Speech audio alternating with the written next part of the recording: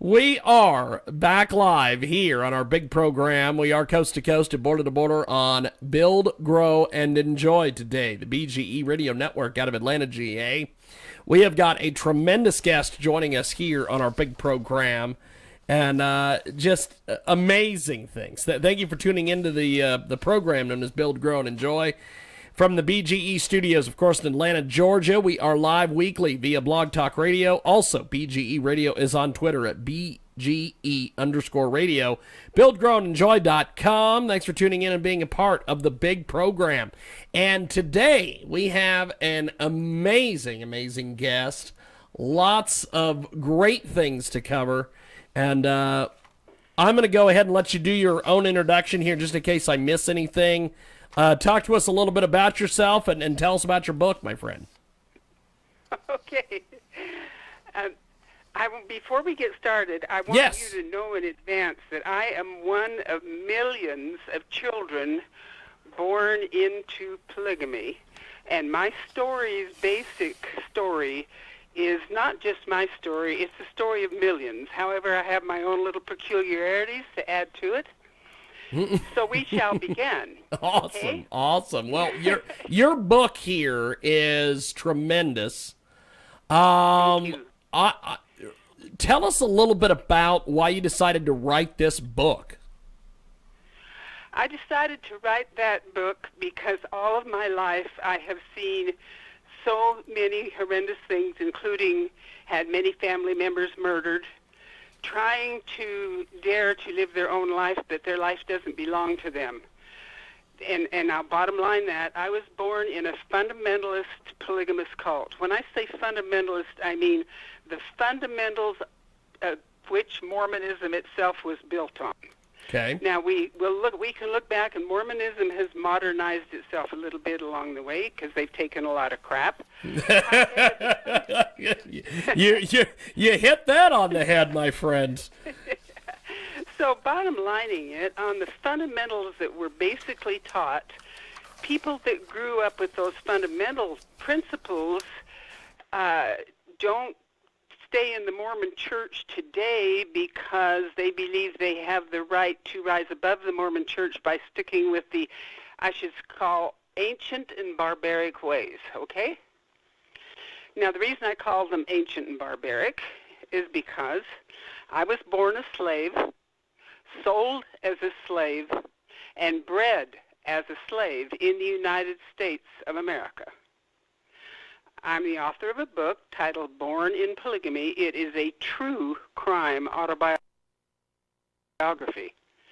available on Amazon. And when I say true crime, I mean it. There's a lot of crime in it. Wow. When I was a kid, Dad had 4 wives and 39 children. Now, that is polygamy. Now, you might ask me, well, what in the world is polygamy? Yes. Polygamy is a religious con game. Only the first wife is legally married. All the rest of the wives are on welfare, government funds, food stamps, and all kind of government-subsidized program. And recently, the Church of Jesus Christ of Latter-day Saints took the initiative to decriminalize polygamy. Now, before they were decriminalized, they were costing millions and millions of dollars every year to finance all of these illegitimate children. Now, you should understand that in polygamy, the women are not allowed to handle money, which that welfare money that comes in is taken by the men. Women and children are property. They work. They breed and they work, okay? So this costs millions of dollars, and this increase has increased every year because those that get in power and can take that money have great advantage, okay? Now, you must understand that the wealthy Church of Jesus Christ of Latter-day Saints that decided to decriminalize polygamy does not pay for polygamy. You do. The Church of Jesus Christ of Latter-day Saints is one of the wealthiest churches on earth. In 2020, they had 15 million members. 2018, temples worldwide. 65,000 volunteer full-time missionaries, and now they're getting ready to build temples in China. They're ranked the fourth largest Christian denomination in the United States of America. During the COVID virus, forest fires and hurricanes, is polygamy really where America wants to spend our tax dollars? The LDS Church has exploded the problem of polygamy, and what used to cost millions is expected to be an avalanche of millions more in the future. Why? Because it works. Now you say, how did they do this? Well, they went to court and they said that polygamy was just a choice like gay marriages.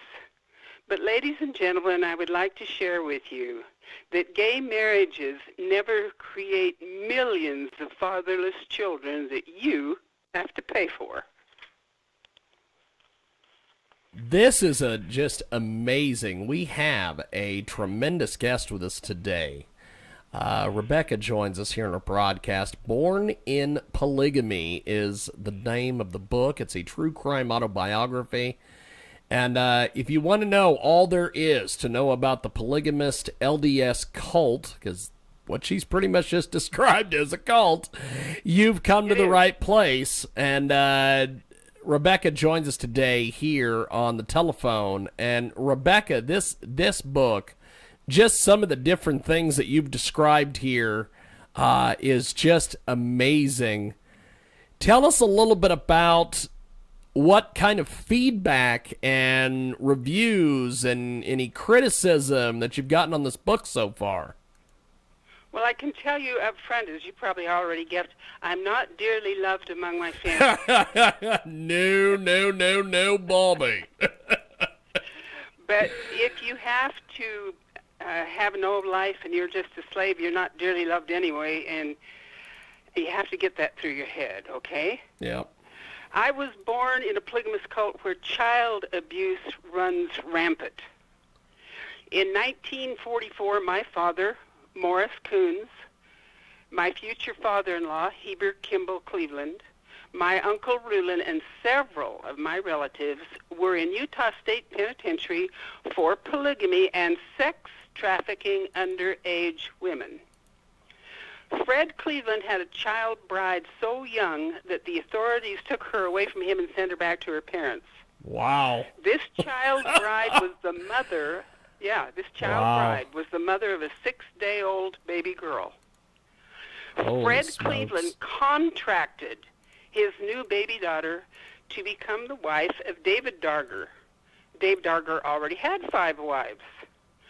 All those men in prison promised to stop living polygamy, because they did. None of them were in prison very long. But I can tell you right now, that was my father's claim to fame. They all continued to sell and trade child brides after that. And all of my life, I grew up hearing my dad brag about how stupid the United States government was to actually believe they would give up polygamy. Now, during Dad's time in prison, he had a child bride, Rachel Jessup. She had 5 little kids. She escaped with her children and went to live with her aunt and uncle. When Dad got out of prison, he went to court to fight to get the custody of Rachel's children back. And her aunt and uncle fought to keep those kids out of polygamy. Before the termination of the court case, the judge turned to my father and said, "If I give you back these children, do you promise to me you will never live polygamy?" And Dad turned to the judge and he made a solemn vow that he would never live polygamy again. And the judge granted him the custody of Rachel's children. Of course, wow. Yeah. Dad took 2 more wives after that. Yes, of course. Yeah. My Uncle Rulin was the leader of the Apostolic United Brethren. And as a kid, because he was Mom's brother, we were taught that Uncle Rulin literally was God's mouthpiece on earth. And we as children grew up believing that. We were also taught that if we disobeyed his commandments, we would be blood atoned. That's a ritualistic murder, in case you haven't figured it out. Yes, wow. It's a ritualistic murder, similar to Muslim honor killings. Yes. Basically, you're murdered. Yes. Yeah. Basically, you're murdered to save your soul from eternal damnation. You have no other choice if you apostatize. So it's based on the right to kill secretly. Well, you know, Rebecca. We have got Rebecca Kimbel with us today. Born in Polygamy is the topic. It's a great book. You need to pick it up on Amazon and Barnes & Noble and some of these other places that sell books. One of the things that happens from time to time on our other program is we talk to a gentleman by the name of IQ Al Rizzoli, and he tells us about honor killings in the Muslim religion. And I always thought that was just a Muslim thing, but apparently it is in the polygamy world as well. Yes, it is. What it is, it's an act of slavery that you obey or you get killed because you're not a person. You're property. Yes. You are not a human being. You are property. And as we progress further, we'll understand a little bit more about the similarities between the two. Okay. Keep going, my friend. Okay. Keep going. So basically, this ritualistic murder is enhanced by both. You can be blood atoned for disobeying, refusing to marry who you're told to, not being a virgin, etc. Now, my mom deeply believed in Uncle Rulon above all men, okay? She obeyed everything he said so that she would not be damned to blood atonement. She believed that he was basically the truest, most holy man on earth. So when my father refused to pay Uncle Rulon tithing, now my father had married 2 of Uncle Rulon's sisters, not just one, and my dad refused to pay Uncle Rulon tithing.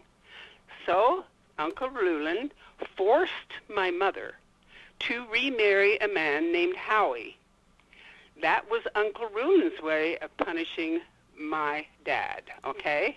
Oh, wow. This is just crazy, but it is all true. We have got Rebecca Kimbel with us today, born in polygamy. Good God, keep going, my friend. I don't mean to cut you off. Just keep going. No, it's all right. I want you to believe this is not only true, it's typical, okay? My new stepfather, Howie, violently beat me and raped me when I was 11 years old. Because I wouldn't quit fighting him, he took his pocket knife out, cut me up, left several scars, dislocated my hip, and he threatened to blood atone me for not being a virgin. And the only way for me to be saved was to marry him and become my mother's sister wife. When my mom found me bloody and battered, she ran away and she took me with her. She took me to Uncle Rulon, who was a doctor, to get medical care.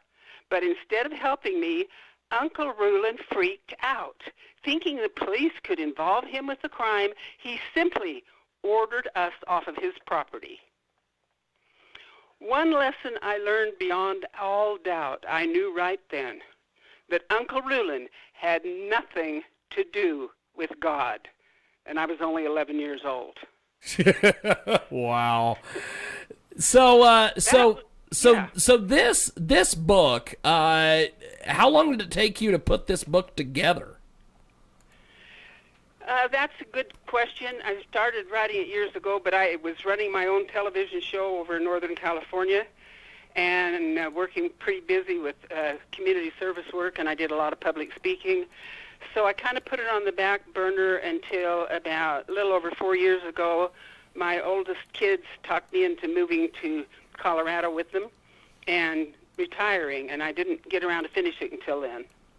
That's awesome. That's awesome. We have got a great guest with us today. So, Rebecca, keep going, my friend. You've got some good stuff here. Okay. So finding out in my heart and soul that Uncle Rulon had nothing to do with God, I knew for sure that I had been living in a world of lies. People say, well, did you get out of polygamy then? No. No, my father sold me as a child bride when I was 15 years old to Fred Cleveland's son, Bert. Dad sold me to get Bert's mining stock. He sold me for the mining stock. I had never seen Bert before. A polygamous cult leader, Warren Jeff's father, performed our marriage. I was given a choice to marry Bert or have blood atonement. I could have my throat slit then and there on the spot. I didn't say anything. I had no choice but to marry Bert. Bert was very abusive, as so many polygamous men are. He never beat me. Instead, he would hold my baby's head underwater until I submitted to his demands. This is a common practice in polygamy. This is how to keep women under control. Fear and abuse is always used to control women and children. I no longer believed in polygamy, but I was trapped, held hostage by threats against my children, and I did not know how to get out. I had 9 pregnancies and 6 living births by the time I was 27, and the abuse continued. When my youngest daughter was still in diapers, Bert, with the help of my father, arranged to kidnap my youngest child just to punish me. With my older brother Roger's help, I finally did manage to get her back, and we don't have time to go into that. But Bert's father and my father and Rulin Jeffs, the man that performed our marriage, were all demanding that Bert pay them tithing. They wanted his money, but never awarded him any more child brides like the other men were getting.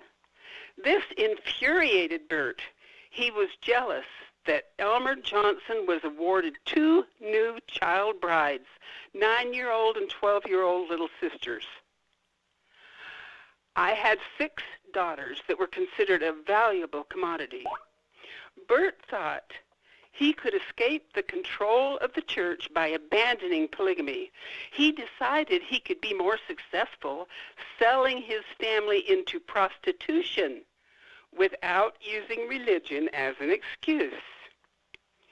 The FLDS church teaches that incest is biblical and necessary to bring back the blood of Christ. Bert embraced this teaching. Desperate to protect my daughters from their father, I went to the police and the district attorney.